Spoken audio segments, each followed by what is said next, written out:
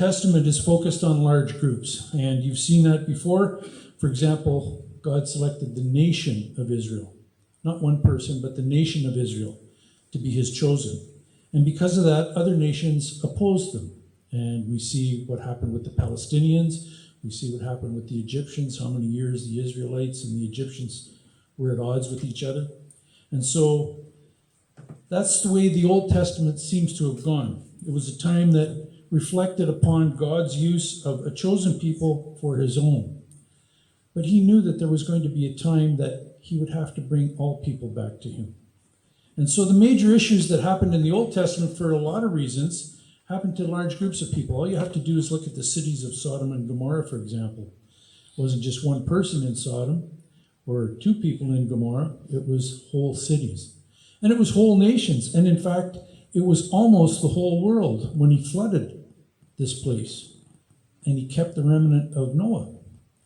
So he did things in a big way to big groups of people. And he spoke that way. And it was God's choosing to do so. So now we come into the New Testament and our focus really changes. Our focus is no longer simply on the people of Israel, God's chosen people, but it's on all people. And Acts talks about that. Acts talks about going to the Gentiles as well as the Jews. And to the best of my knowledge, we're all Gentiles here, pretty much.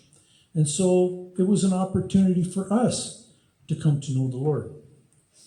And once again, all by God's plan. Nothing ever changed. So here we are in the book of Acts, and if you study the chapters before this chapter, you'll find that most of the time we're talking about one or two people against one or two people, or one or two people against a smaller group of someone on the other side. So you see the Sanhedrin or the Pharisees, or maybe the Emperor of Rome, for example, against Peter, against Paul, against one individual, or a couple of followers of Christ. Maybe Christ himself. You've seen that. And that's because the focus now is on individual knowledge of the Lord and following the Lord and coming to the Lord. And that's part of the intention of God. And that's part of his purpose in Acts, showing how he grows his church. You know, in the Old Testament and the New Testament, some of the examples that are used show that the vessels used by God are the smallest of vessels, the most insignificant of vessels, the most evil, vile of vessels. And yet God can use each and every one of them to grow his church.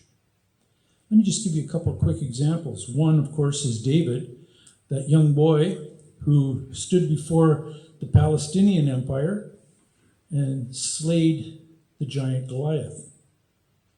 You'll note that the Israelites didn't stand before the Palestinian nation and slay Goliath.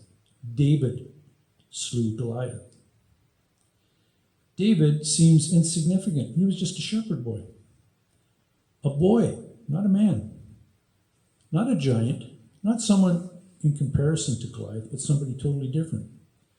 And it is upon David that God would grow his church. And he says, Jesus himself says in Revelations 22:16, I am the root and the offspring of David. That is, he is both the creator of David and the descendant of David.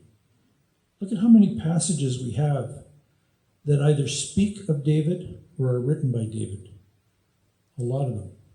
So this insignificant little shepherd boy speaks volumes to us when it comes to following the Lord.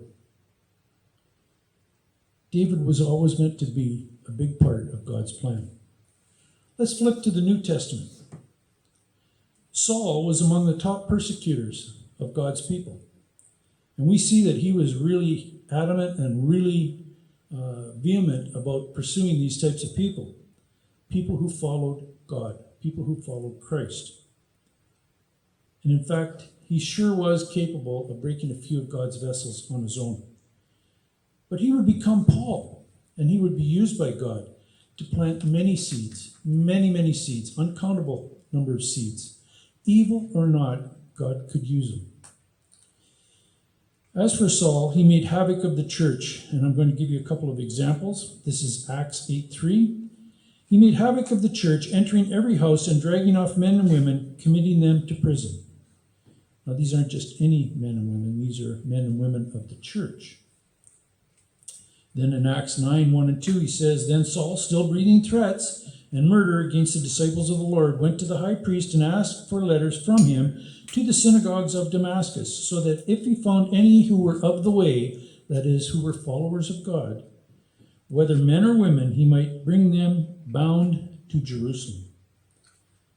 So as you reflected upon David's presence in the Bible, do so the same for Paul, who used to be Saul. How many verses, how many books are written by Paul in the New Testament? How many of you here could go out of this room today and go to your greatest enemy and make him a partner with you? Not too many. In fact, maybe not any. I'm not sure. And yet God did that. God made Saul a partner in his plan, and an important partner as well. Let's move to chapter 12 specifically, and let's look at a couple of people. These are the main characters in chapter 12. One is Peter and one is Herod. Well, Peter we know quite a bit about from stories gone on before. We would probably say that Peter was a fragile and an inconsistent vessel for God. He was often hasty, irrational, quick to anger, quick to change his mind, and slow to understand in many, many circumstances. Peter often boasted that he was great in his faith with Jesus, and then he quickly denied him 3 times. In fact, in those 3 times, knowing Christ, he even attempts to blend in with other ones so that he will not be found. Others who were seeking out his master. This can be found in John chapter 18. He would also slice off the ear of a soldier, not realizing the significance of the moment there as well, that this had to be done, that what Jesus was doing was part of God's plan, but he didn't understand that. That can be found in Luke 22. Matthew 16 to 18 records the change in Peter this way. And Simon Peter answered and said, Thou art the Christ, the Son of the living God. He says this to Jesus. And Jesus answers and says to him, Blessed art thou, Simon Bar-Jonah, for flesh and blood hath not revealed it unto thee, but my Father which is in heaven. And I say also unto thee that thou art Peter, and upon this rock I will build my church, and the gates of hell shall not prevail against it. You know, all in all, Peter was a pretty pathetic person when you think about it. He was a sinner just like we were, just like we are, just like we will continue to be tomorrow. But he was hasty in his judgment, and many of us are hasty in our judgment. He gives the impression of someone who's not too wise, of someone who's not controlled enough, who doesn't have enough faith in God to be used in a great way. And yet Peter's got a big, big spot in God's word. God can take the inconsistencies and the flaws of each individual person and use them. I'm not going to say any more on Peter because I think we know who Peter is and we know what Peter became and what he did and how he spread the word and how the seed was planted through Peter to many individuals. But let's talk about Herod. When I say Herod, you think of evil king. At least I would think that's what you're thinking, evil king. But which Herod is this? There are 5 of them in the Bible. Do you know that? The first Herod was Herod the Great, who put all 2-year-olds, males, to death, trying to eliminate Jesus. Now, his reign started 37 years before Christ. But his legacy goes on for 4 more Herods. He had 6 wives, by the way. And so some of these Herods come from different wives, but the acorn doesn't fall far from the tree. The same characteristics, the same attitudes come from one Herod to another to another. Just to reflect upon the 4 verses that Dave read about. Herod the king, this is Herod Agrippa the first, the grandson of Herod the Great. He stretched out his hand to harass some from the church. That's what always happens with Herods. He's always harassing someone from the church, isn't he? It just seems to be what they were born to do. And he saw that it pleased the Jews, and so he proceeded further to seize Peter also. So here's where Peter comes into conflict with Herod. And isn't that always the case when there's a conflict with regards to followers? It seems to be Herod on the other side.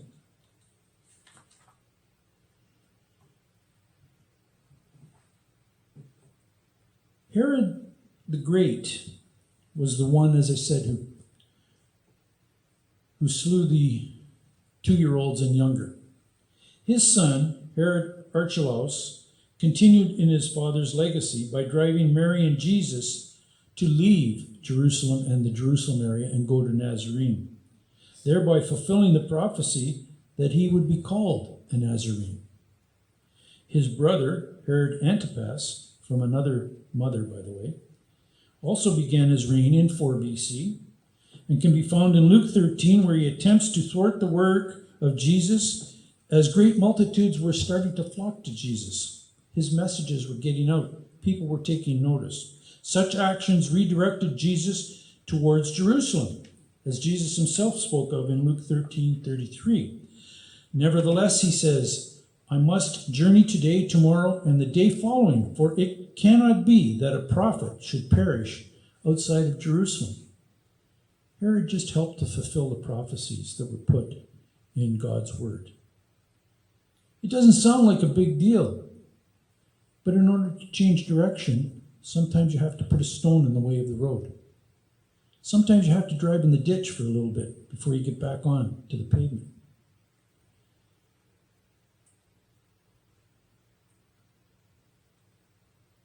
All of these Herods were thorns in the side of followers of God. But this particular Herod, Herod Agrippa I, who was in the first part of chapter 12 in Acts here, a little bit more information about him.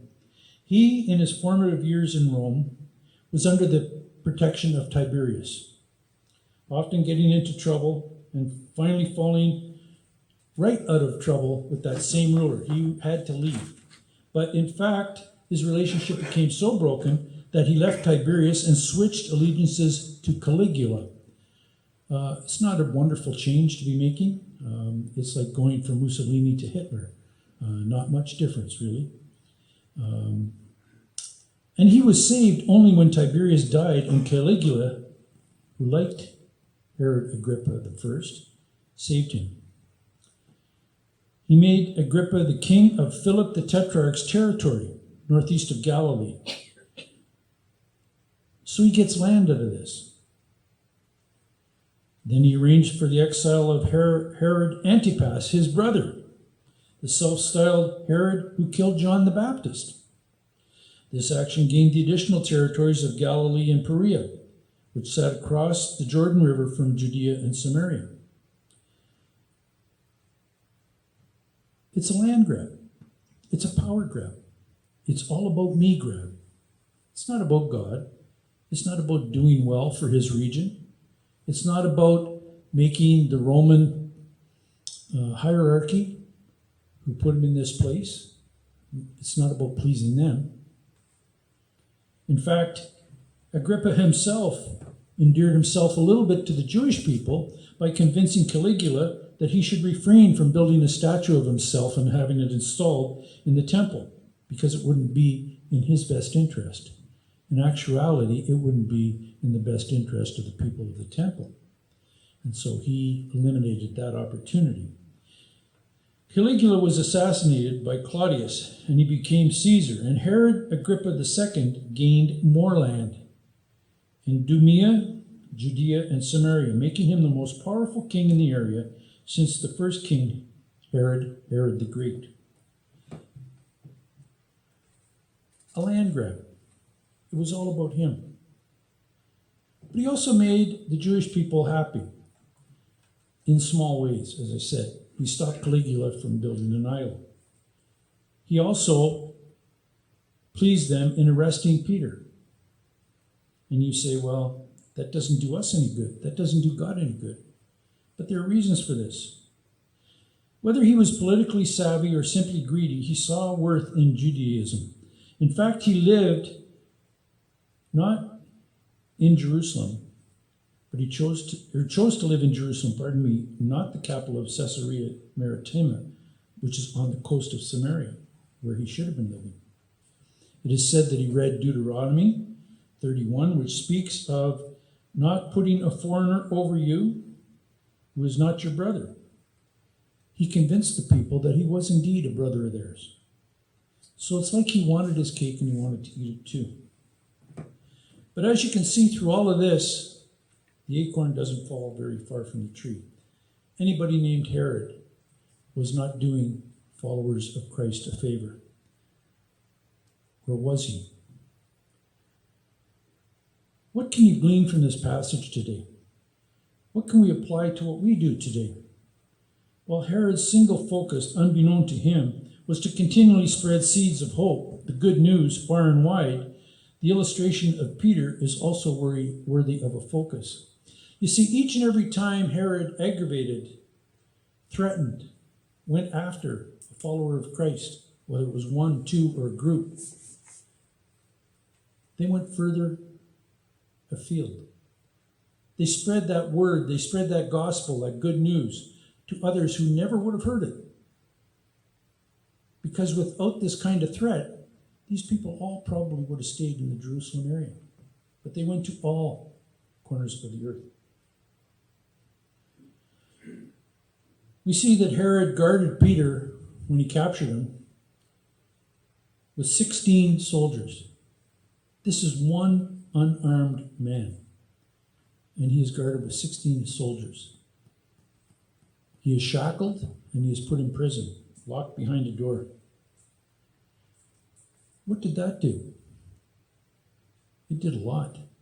It brought the church together because it says that the church in unity prayed to the Lord. The church prayed to the Lord. They did it together. That's the exact opposite of what Herod would have wanted. The escape of Peter, for example, and the subsequent appearance of an angel shows the church people that prayer was indeed effective, and also that God and God alone has the power to judge. And so it is God who will decide who is free and who is captive. And people see this. In verse 17, Peter directs the church to tell James and the brethren of what has occurred. This simply spreads the word throughout the region, to farther regions, strengthening the church of God. The last 3 verses of chapter 12 speak of declarations by Herod. And this encouraged the people to say that this was the voice of a God, not a man. This wrath came down upon him from God, and he was taken away. In all things, the good news spread in spite of Herod, in spite of an evil man, a vile man, someone who did not believe nor follow the Lord. Verse 24 finishes the chapter by saying, "And the word of God grew and multiplied." The exact opposite of what Herod would have wanted happened. And it didn't happen necessarily because of Peter. It happened because of Herod. Now, I'm sure Herod wasn't looking at the effect on the whole world. He was looking at the effect on Herod's region. All of these different provinces that he had inherited, that he had got because of somebody else's bad fortune, that's what he was concerned about. He wasn't concerned about the other areas. And yet that's exactly what happened. God used him to get the message out to those other areas. You know, is there any reason why this living God can't do the same thing for you, with you, to you? Are you below that level that he can't use you as a vessel to do these wonderful things? He did it for Peter. He did it with Herod. He did it with so many others in the Bible. It can happen again today. Let me just close with one more little thought. Matthew 17:20 says, when Jesus was asked by his disciples as why they had not been able to cure an epileptic who had been suffering for a very, very long time, he responded by saying, "Because of your unbelief, for assuredly I say to you that if you have faith of a mustard seed, you will say to this mountain, 'Move from here to there,' and it will move, and nothing will be impossible for you." Keep in mind that there is no doubt as to who shapes the vessels and even who supplies the clay for those vessels. Let's just